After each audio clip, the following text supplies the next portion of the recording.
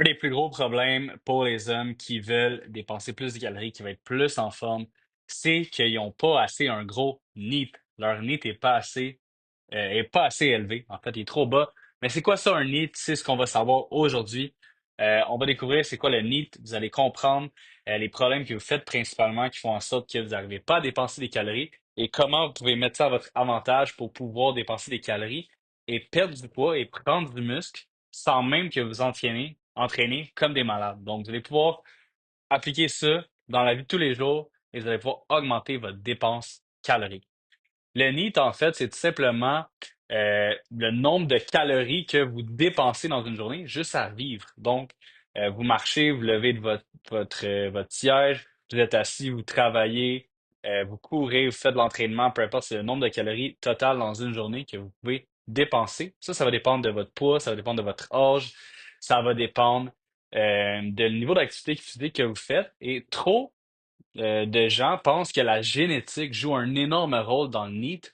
Ça en joue un, mais il faut réaliser que ce qu'il faut comprendre, c'est qu'il n'est pas compris dans le calcul. Le calcul du NEAT, c'est l'âge, c'est le niveau d'activité physique, c'est le poids, et c'est en fait et la grandeur. C'est tout simplement ça.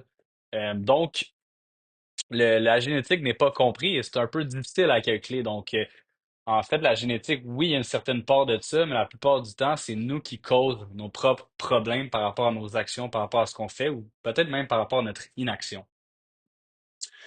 Donc, il y a trois problèmes par rapport au NEAT qui fait en sorte qu'on a de la difficulté à dépenser des calories.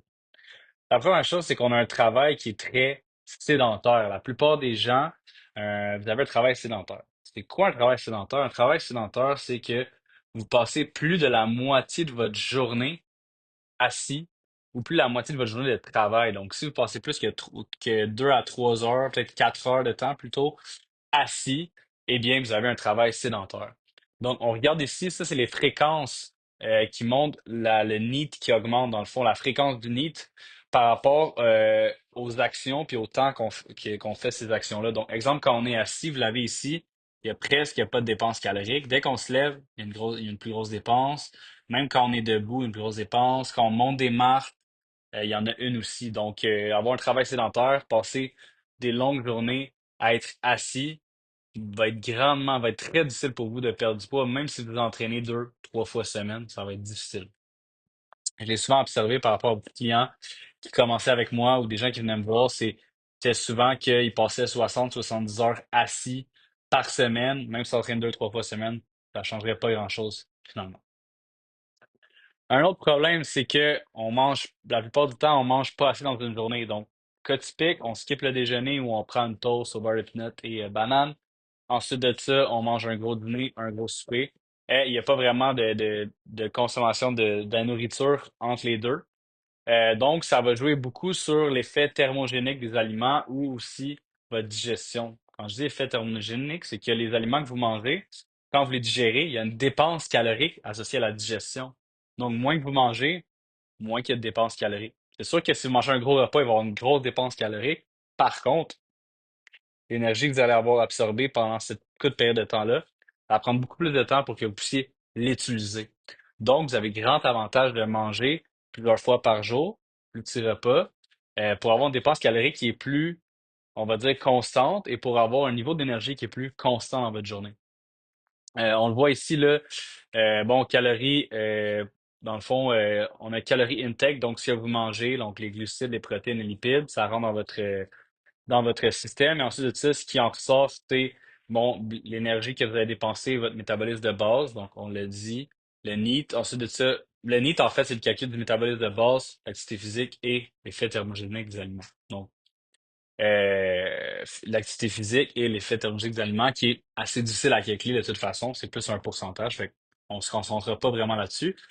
Mais quelqu'un qui mange pas assez dans une journée, ça va affecter grandement. Il y a plein de cas typiques de gens qui veulent perdre du poids, ils arrêtent tout simplement de manger ou ils mangent vraiment pas beaucoup. La plupart du temps, ils perdent du poids seulement sur le court terme parce qu'à long terme, c'est pas soutenable et ils reprennent.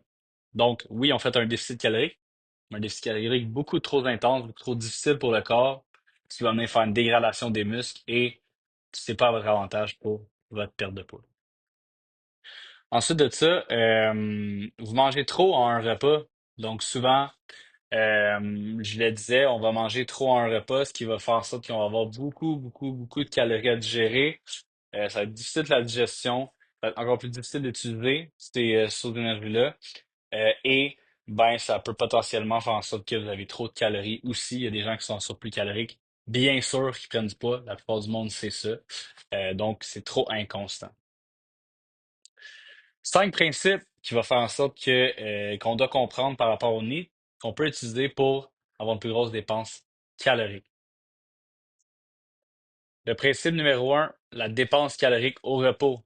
Donc, comme je disais tantôt, les nombres de calories que vous dépensez au repos va jouer grandement sur votre perte de poids. Donc, si vous êtes quelqu'un, vous avez un travail sédentaire, si, si vous êtes tout le temps assis, ça va être très difficile à perdre du poids. Donc, par exemple, ce que j'ai commencé à mettre en place pour moi-même, c'est d'avoir un tapis roulant où ce que je vais pouvoir travailler debout en position debout. Déjà là, j'ai une plus grosse dépense calorique. Je peux perdre du poids sans même m'en rendre compte.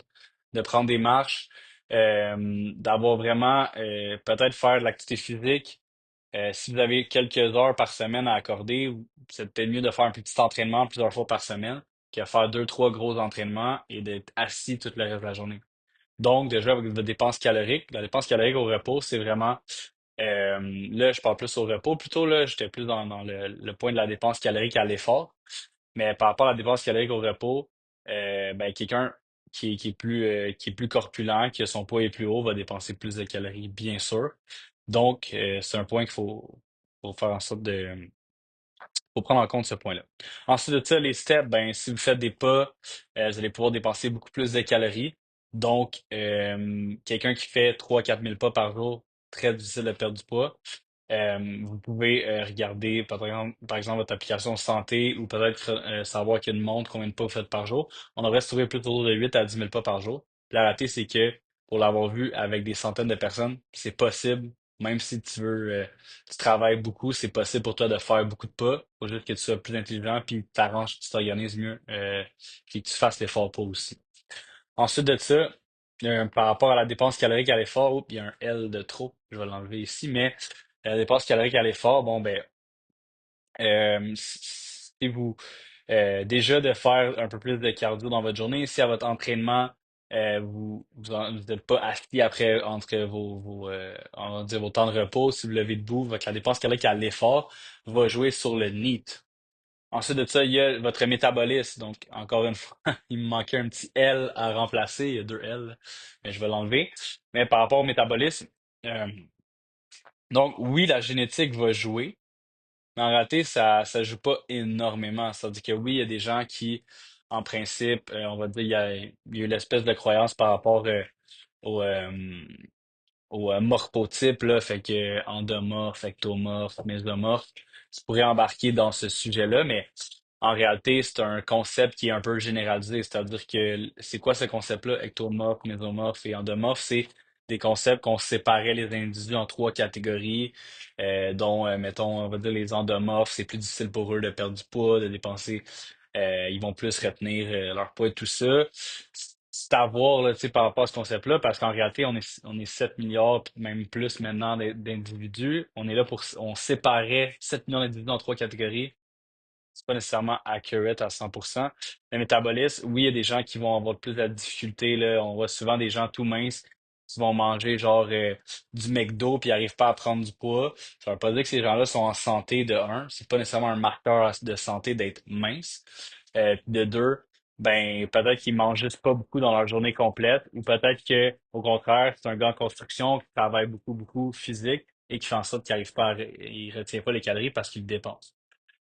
Puis, finalement, la génétique, comme je disais, oui, un certain code génétique, là, si normalement nos parents sont un petit peu plus en surplus de poids, ils nous transfèrent certains, certains peut-être un peu problèmes des fois dans le cordon ombilical déjà à la naissance. Là, si la mère est en surplus de poids, elle peut transmettre certains problèmes et tout ça. Par contre, il y a beaucoup d'actions qui vont faire en sorte qu'on joue sur cette génétique-là. Puis aussi, ce qu'il faut comprendre, c'est que il y a aussi beaucoup, c'est ça, par rapport à qu'est-ce que nos parents nous ont impliqué. Tu sais, si c'était pas nécessairement important l'activité physique quand on était jeune, ben, c'est sûr que ça va être plus difficilement transférable. Même chose par rapport à bien manger. Donc, si vous avez des enfants ou si vous comptez en avoir, ben déjà de perdre du poids, ça va jouer une grande différence sur les, ac- les acquis que eux vont avoir par la suite. Donc, une chose que tu peux faire pour t'assurer que tes enfants ne se repassent plus pas, c'est de toi-même ne pas l'être. Maintenant, lequel s'applique à toi? Donc, tu as compris les problèmes par rapport au NEAT, tu as compris les principes qui entourent ça.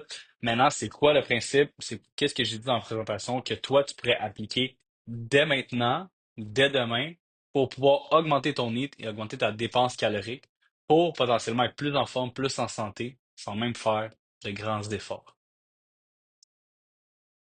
Donc, c'était la capsule pour aujourd'hui. On se retrouve la semaine prochaine pour une nouvelle capsule par rapport à l'entraînement, l'alimentation et les habitudes de vie pour les hommes occupés.